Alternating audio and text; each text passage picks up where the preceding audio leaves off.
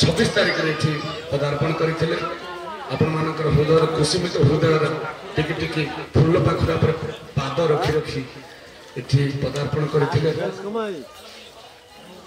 और से दिन से स्वागत समस्त हृदय स्पर्शी एइति जे आपण मानकर स्वागत रे दुर्योधन कौन सी चिंता चेतना नथिला थिला विदुरंकर निरभिमान चिंता चेतना पूर्ण स्वागत समस्त से अनुभव कर परिप्रेक्षी आज प्रथम पाहच शुभाभिलाष आम गोटे विधान रही सेवा भार बंटन करा आम कौन कौन सेवा नवा ठाकुर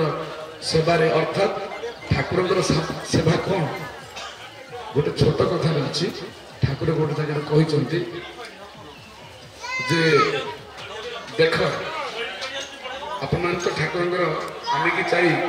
अभाव पढ़ी थे समस्ते ठाकुर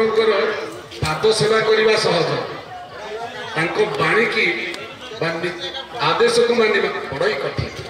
पाद को धरी पाद चिपी देवार किसी विराट कथा नुह सहज हो ठाकुर जो निर्देशना आम शुणा से गुंथी था आम इंद्रिय लोक प्रति चिंता चेतना आम जहाँ चाहूँ ठाकुर जहाँ चाहते आम कौन चाहूँ ना इंद्रिय लालसापूर्ण प्रति जिन ठाकुर जहाँ चाहते से न था